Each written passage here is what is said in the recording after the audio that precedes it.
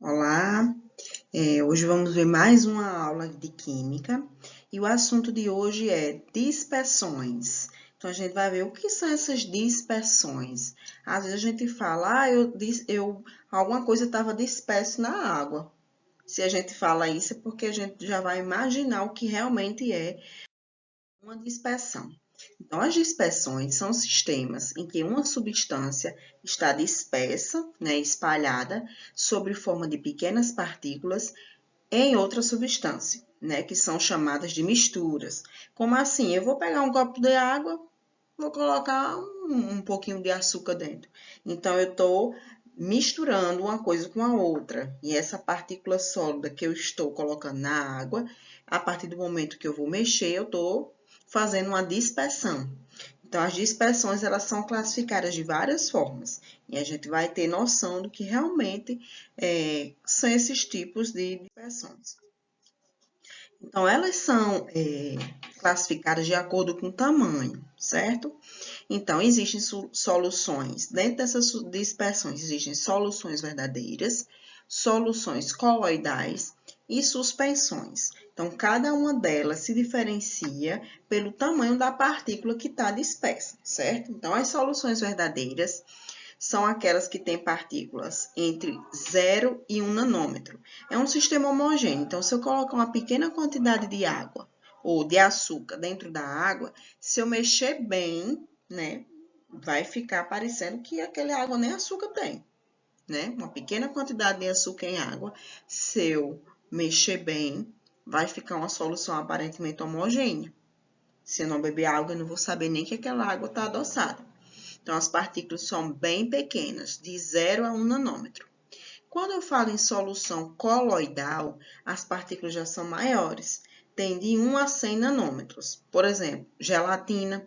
A gelatina, o que é que a gente faz? Pega o pozinho da gelatina, coloca água quente e depois água gelada. No final, a gente não consegue também ver se tem alguma coisa ali dentro, mas eu sei que tem partículas. E aquelas partículas estão formando um coloide. Por isso que eu chamo de solução coloidal. A maionese. A maionese ali a gente vê como se fosse uma coisa só, aparentemente homogênea. Mas ali tem vários componentes dentro da maionese que foram colocados e que teve uma mistura e a gente não consegue diferenciar o que é que realmente tem dentro da maionese. Então, maionese, leite, creme de leite, gelatina, tudo isso é solução coloidal. Quando tiver esse nome bem chique, coloidal, eu já sei que é um tipo de solução que as partículas estão até 100 nanômetros e eu também não consigo diferenciar se elas são homogêneas ou não. E as suspensões, é quando uma coisa está realmente suspenso, não são partículas maiores. Se eu colocar a terra na água, eu sei que está suspenso, porque a terra não vai dissolver na água. Se eu colocar uma quantidade muito grande de açúcar na água, eu não vou conseguir misturar. Então, a partir daí, eu já sei que tem algo suspenso na água. Então, sempre que tiver partículas muito grandes, vai ser uma suspensão. Partículas que dá até 100 nanômetros com aquela sensação de que está homogêneo, como gelatina, leite, maionese, eu já sei que é coloide.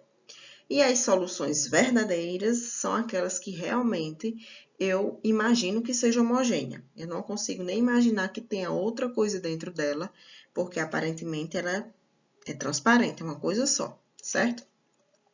Aqui tá dando um exemplo, ó. A água com açúcar, onde tem essa colherzinha. Vou ver se vocês conseguem ver, ó. Deixa eu marcar aqui. Água com açúcar. E essa daqui vai ser o quê? A água com a terra. Esse aqui vai ser uma suspensão, né? Água com terra.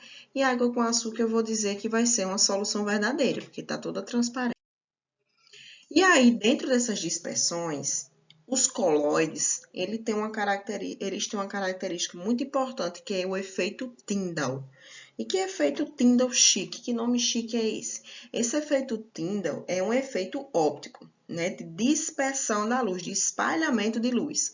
Então, quando algo é homogêneo, como água com açúcar, somente a água, se eu passar um feixe de laser, vai ficar todo transparente. O laser ultrapassa. Deixa eu pegar aqui para vocês, para ver se vocês conseguem ver. Eu pego esse laser, vou passar na água.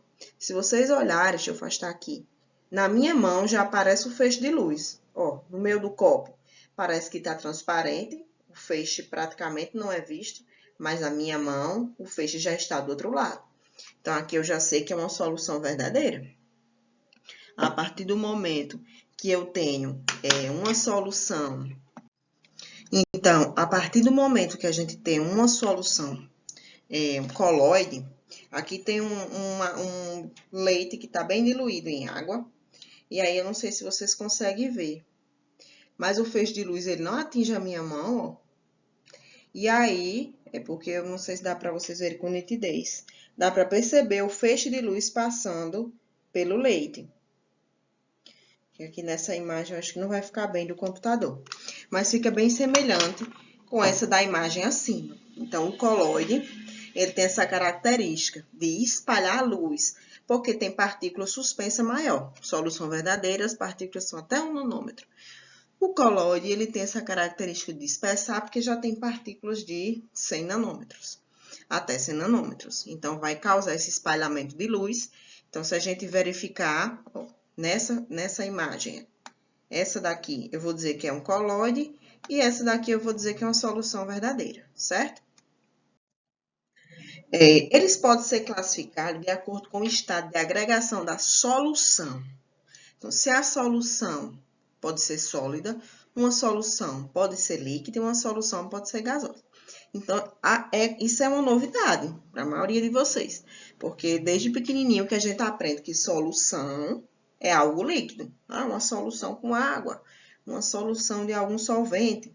Então, aqui a novidade é solução, ela pode ser sólida, líquida ou gasosa. Um exemplo de solução sólida são as ligas metálicas, o latão, o cobre. Então, no próximo slide, eu coloquei um exemplo de ligas metálicas, que eles são mistura de mais de um tipo de metal. Vocês vão aprender. Então, eles são mistura de 2 tipos de metais que vão formar um só. Solução líquida, água com sal, água com açúcar, é uma solução líquida. E uma solução gasosa é o ar atmosférico. O ar atmosférico ele vai ter oxigênio, vai ter nitrogênio, vai ter carbono, certo? Não vai ter apenas o oxigênio no ar atmosférico, certo? Então, por isso que eu digo que é uma solução gasosa. Aqui nesse slide vocês vão ver. Não vou falar dele, mas vocês vão ver exemplos, quando quiser tirar dúvida, ou se um dia tiver uma tarefa, em relação a soluções sólidas, né? Ligas metálicas. Vou dar aqui o latão, por exemplo, é de cobre com zinco. O bronze não é só o metal bronze, o bronze é uma mistura de cobre com estanho. O aço, uma mistura de ferro com carbono. Então, a gente pensa, o aço é um metal, mas ele não só tem ferro ali, tem ferro com carbono, certo? Então, aqui tem vários outros exemplos para vocês darem uma olhadinha, se tiverem uma curiosidade. E aqui, lá era em relação à agregação da solução. E aqui em relação ao estado de agregação dos componentes. Então, lá no sólido, ela pode ser uma solução sólida. Ela pode ser sólido com sólido, sólido com líquido ou sólido com gás. Sólido com sólido, exemplo, são as ligas metálicas, que a gente acabou de ver o exemplo. Sólido com líquido, água e sal. O sal é um sólido, que é um soluto, e a água é um líquido, que é o solvente. Então, vai ser uma mistura, uma solução sólido-líquido. E uma solução sólido-gás. Naftaleno, aquela naftalina, aquela pedrinha que a gente compra, bota no guarda-roupa, no banheiro. Então, aquele naftaleno, se a gente deixar ele no cantinho de uma parede, depois de 2 semanas, 3 semanas, aquela bolinha vai diminuindo do tamanho, a naftalina. A gente fica sem saber o que aconteceu, se um bicho comeu, mas na verdade é porque a naftalina ela começa a evaporar. Ela passa do estado sólido para o estado gasoso. Então, é uma mistura de sólido-gás. Dentro das soluções líquidas, pode ser líquida com sólido, líquido com líquido e líquido com gás também. Então, aqui tem alguns exemplos. Líquido com sólido, a água com cloreto de cálcio. Né? O cloreto de cálcio, o cloreto de cálcio é como sal de cozinha. Se eu deixar ele com a tampa aberta por muito tempo, fica parecendo que ele pegou umidade. Então, ali já está formando uma solução líquido sólido. A água com álcool é uma solução de líquido com líquido. Se eu pegar um copo de água misturado com álcool, a gente pensa que ali só é água, se a gente não cheirar, nem tiver noção do que tem ali dentro. Então, é uma solução de líquido com líquido. E uma solução de líquido com gás.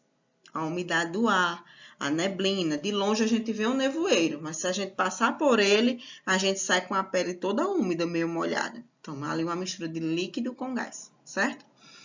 E, para finalizar, as soluções gasosas.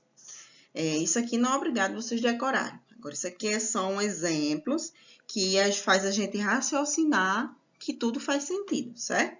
Então, solução de gás, pode ser gás com sólido. Então, um exemplo, hidrogênio retido da platina, na gordura. Então, a margarina, a gente percebe que a margarina ela é mais sólida do que a manteiga.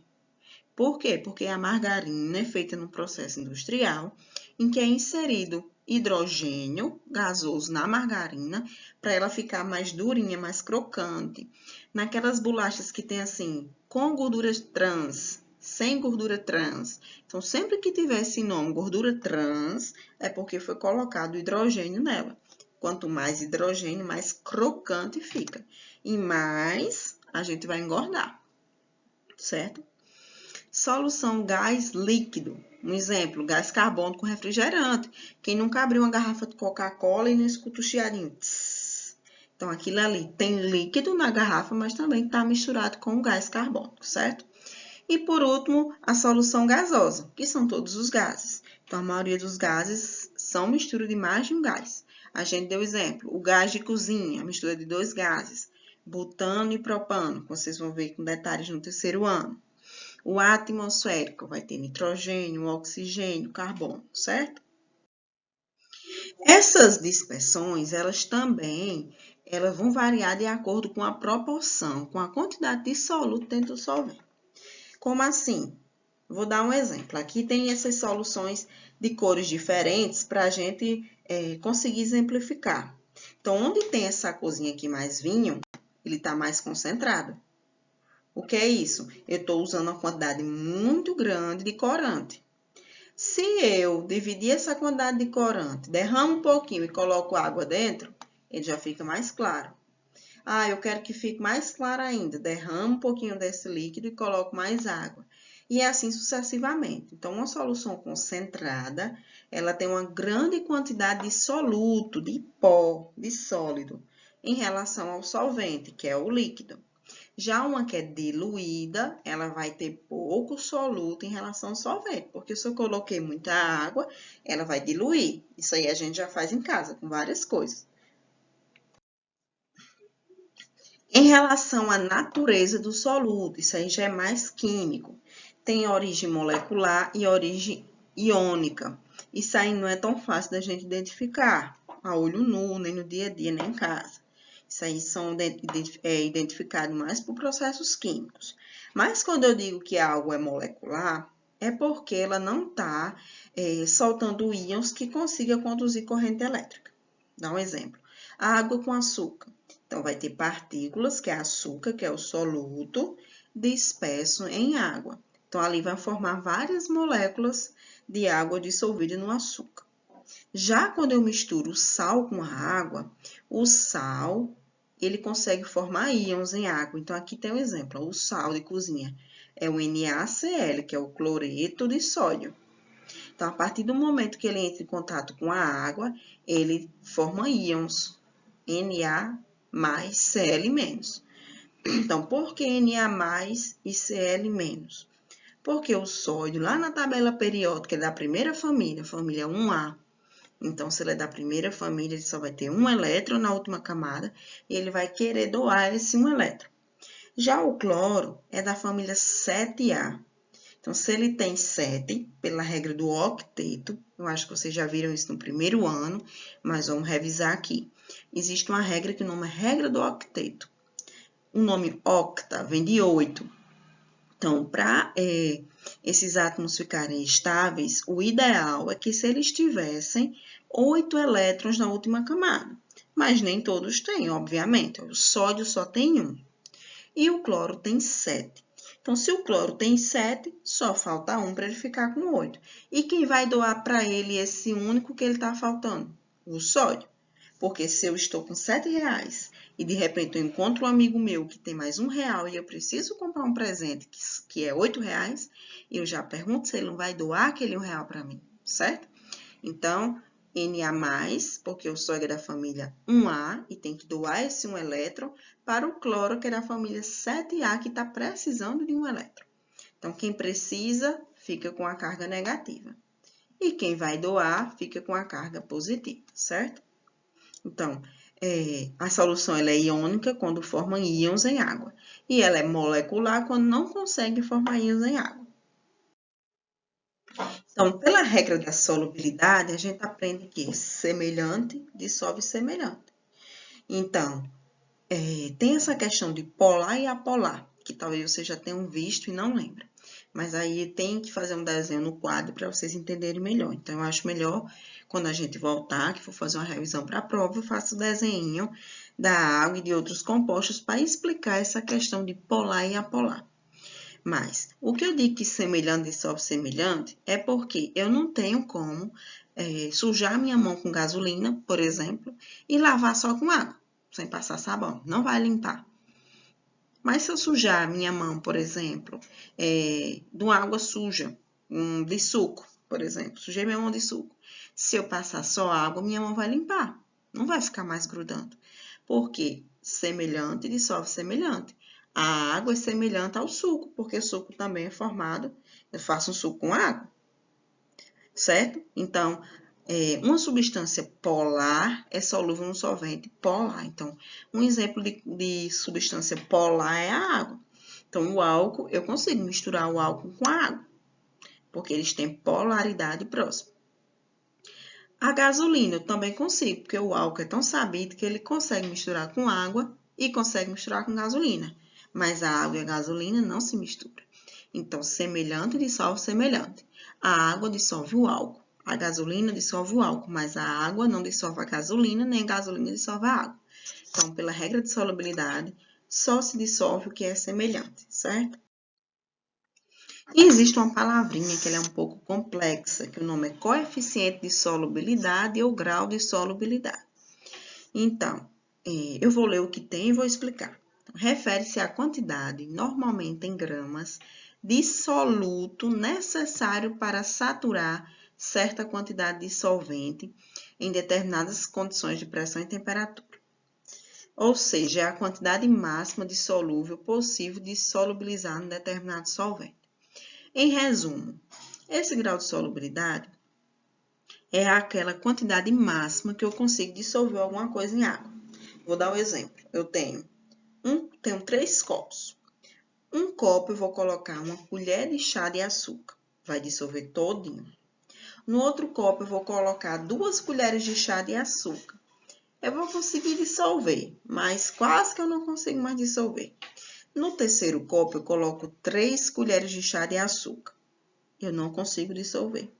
Então, quando eu falo em coeficiente de solubilidade, é aquela quantidade máxima que eu consigo dissolver, que foi a quantidade que tinha 2 colheres. A partir do momento que eu coloco 3 colheres, já não dissolve. Então, meu coeficiente de solubilidade para um copo de água foram 2 colheres de açúcar, que se eu fosse pesar, daria, por exemplo, 10 gramas. Então, estou dando exemplo. Então, a gente tem que fazer teste no laboratório. Então, aqui tem um exemplo de um teste que foi feito no laboratório.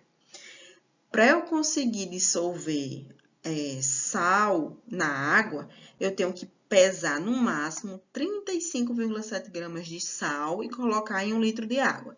Se eu colocar mais do que 35,7 gramas de sal em 1 litro de água, não dissolve. Então, o coeficiente de solubilidade dele vai ser o quê? 35,7 gramas, que é a quantidade máxima que eu consigo dissolver de sal em água. Essas soluções podem ser saturadas, insaturadas ou supersaturadas. As insaturadas também são chamadas de não saturadas. Então, as insaturadas ou não saturadas, ela contém menos soluto que o coeficiente de solubilidade. Então, se eu colocar como eu falei no exemplo anterior, uma colherzinha de chá dissolve, mas dissolve bem rápido. Então, eu consegui solubilizar. Então, ela é insaturada. Não vai saturar, não vai precipitar nada no fundo. Se eu colocar a quantidade máxima de sal em água, lembra, em 1 litro de água, no slide anterior, 35,7 gramas. Se eu colocar exatamente a quantidade do coeficiente de solubilidade, vai ficar como essa imagem aqui do meio. Assim que eu coloco, a gente vê, ó, que o fundinho ainda não dissolveu, mas com o tempo, se eu misturar, vai dissolver. Não foi tão rápida quanto a insaturada, mas eu vou conseguir solubilizar com o tempo. Já que é super saturado, eu coloco uma quantidade de massa muito grande, que é o exemplo que eu falei que eu colocaria 3 colherzinhas. Então, se eu coloco uma quantidade muito grande de massa, de soluto, né, que é o sólido, maior do que consegue dissolver, eu chamo de super saturada. E o que é que influencia nesses coeficientes, no coeficiente de solubilidade? Temperatura, concentração, pH.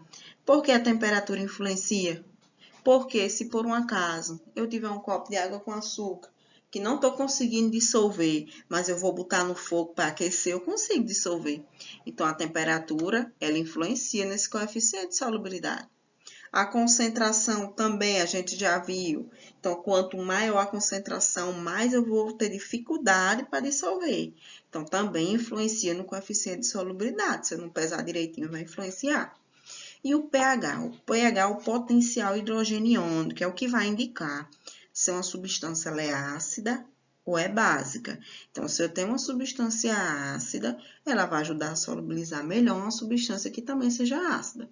Assim, vale para uma substância básica. Vai solubilizar melhor uma substância básica.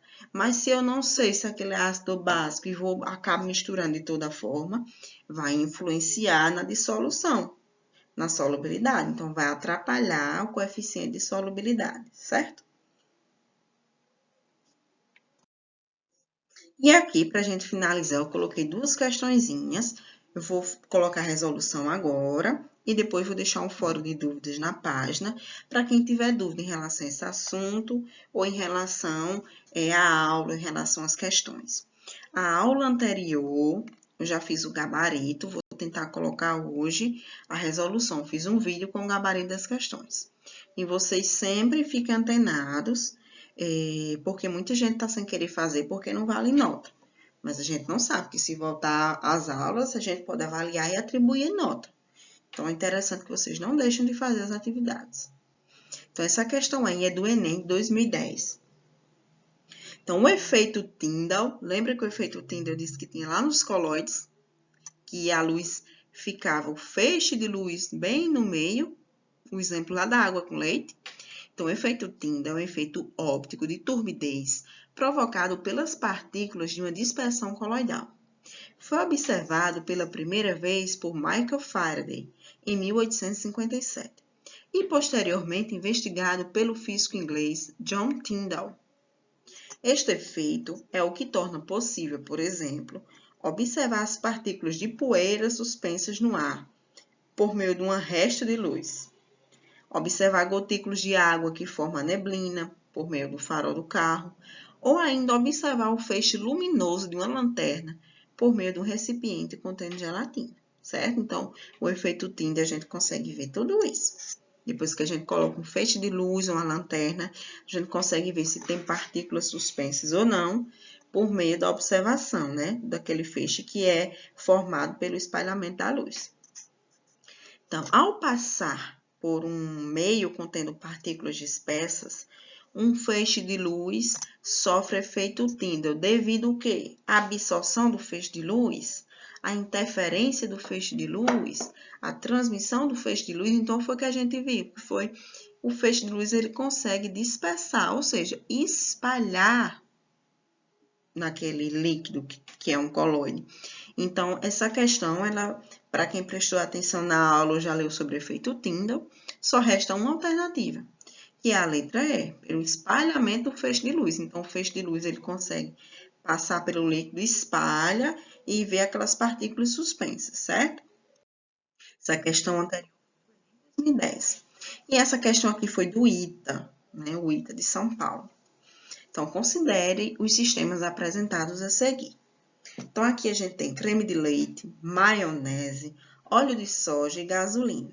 E aí, ele pede para identificar quais deles são colóides. Então, colóides, nos colóides eu não tenho certeza visualmente que aquilo é homogêneo. Não sei se tem partícula ali dentro ou não.